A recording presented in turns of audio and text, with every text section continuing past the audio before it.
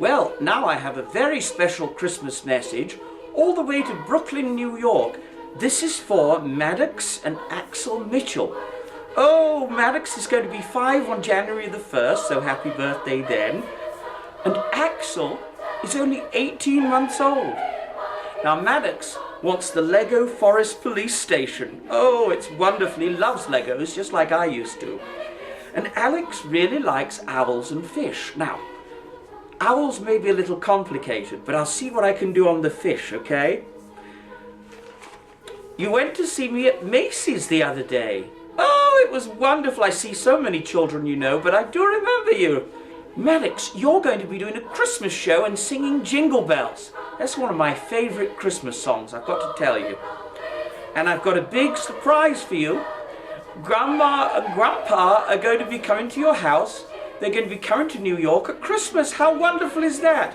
Well, that's all that remains to be said, apart from Merry Christmas and a Happy New Year to all of you there in New York, from old Jolly St. Nick himself. Merry Christmas, Merry Christmas.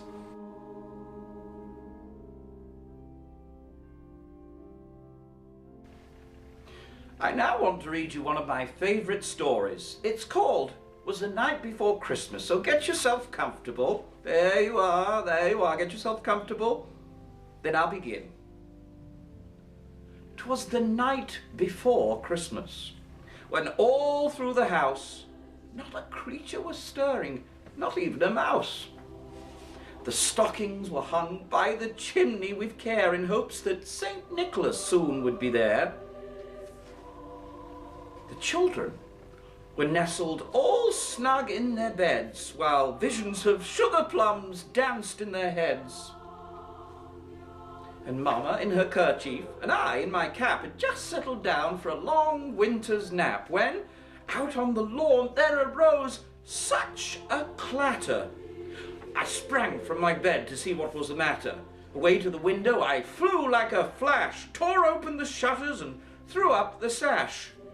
The moon on the breast of the new fallen snow gave a lustre of midday to objects below, when, what to my wondering eyes should appear but a miniature sleigh and 8 tiny reindeer, with a little old driver so lively and quick, I knew in a moment it must be St. Nick.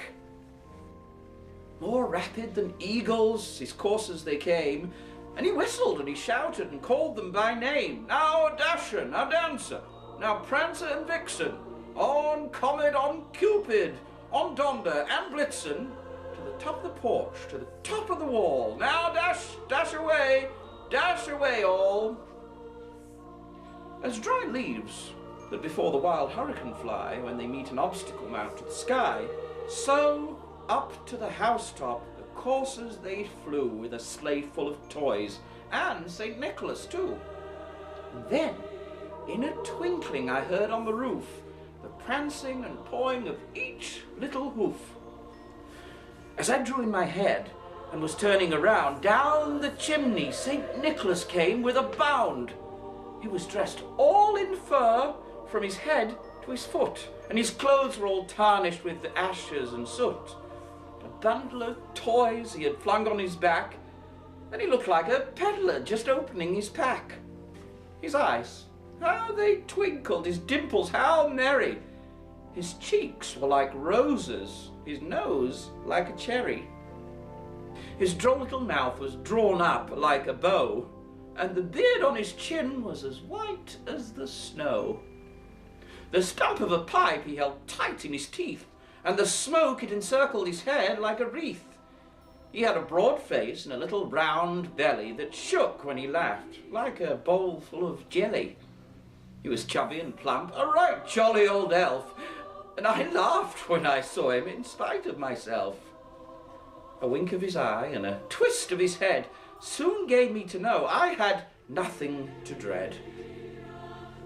He spoke not a word, but went straight to his work and filled all the stockings, then turned with a jerk, and laying his finger aside of his nose and giving a nod, up the chimney he rose.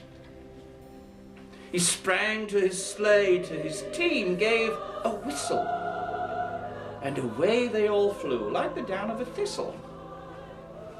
But I heard him exclaim as he drove out of sight, "Happy Christmas to all, and to all a good night."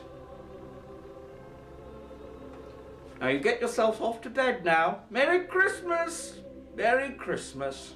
Good night.